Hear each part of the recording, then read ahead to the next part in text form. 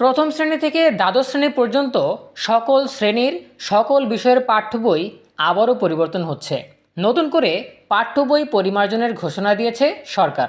এবারে কী ধরনের পরিবর্তন আসবে, কোন বইতে কীরকম পরিবর্তন আসতে যাচ্ছে, এক্ষেত্রে কী প্রভাবক হিসেবে কাজ করবে, এ বিষয়ে বিস্তারিত তথ্য জানাবো আমাদের আজকের ভিডিওতে। যারা এখনও আমাদের চ্যানেলটিকে সাবস্ক্রাইব করনি তারা এখনই সাবস্ক্রাইব করে রাখো, তাহলে পড়াশোনার সকল তথ্য এবং পরামর্শ সবার আগে পেয়ে যাবে। সব পাঠ্য বই পরিমার্জন করা হবে এবং শারীরিক ও মানসিক স্বাস্থ্য শিক্ষা বাধ্যতামূলক করা হবে বলে জানিয়েছে শিক্ষা ও প্রাথমিক এবং গণশিক্ষা মন্ত্রণালয়ের মন্ত্রী ডক্টর আ.ন.ম এহসানুল হক মিলন। মঙ্গলবার ৩ মার্চ শিক্ষাকে সরকারের অগ্রাধিকার বিবেচনায় জাতীয় শিক্ষাক্রম ও পাঠ্যপুস্তক বোর্ড এনসিটিবির কর্মকর্তাদের সঙ্গে মতবিনিময়কালে এই তথ্য জানান। এনসিটিবি কার্যালয়ে অনুষ্ঠিত সভায় শিক্ষামন্ত্রী বলেন, প্রধানমন্ত্রী শিক্ষাকে সর্বোচ্চ অগ্রাধিকার দিয়েছেন। পাঠ্যপুস্তক যুগোপযোগী করার জন্য শিক্ষামন্ত্রী বলেন, আবারও শতভাগ পাঠ্যপুস্তক পরিমার্জন করতে হবে।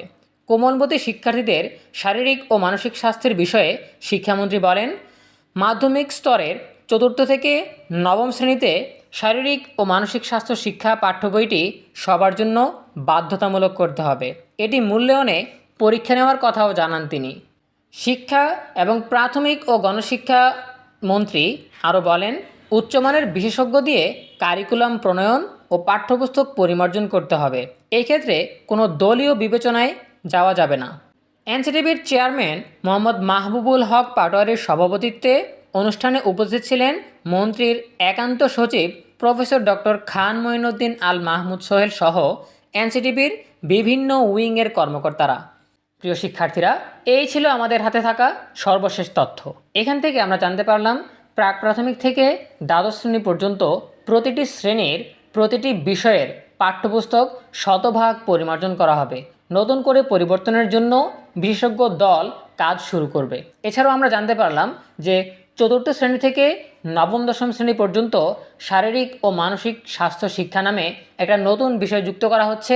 এই বিষয়টা সবার জন্য বাধ্যতামূলক এবং এ বিষয়ে পরীক্ষাও হবে, মূল্যায়নও করা হবে। সো আশা করি তোমরা বুঝতে পেরেছো। এ বিষয়ে তোমাদের যে কোনো প্রশ্ন কিংবা মতামত জানাতে পারো কমেন্টে।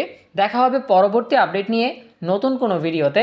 সেই পর্যন্ত তোমরা সবাই ভালো থাকো, সুস্থ থাকো, নিরাপদে থাকো এবং সবসময় ENUB চ্যানেলের সাথেই থাকো। তোমাদের সকলের জন্য রইল অনেক অনেক শুভকামনা। ধন্যবাদ সবাইকে।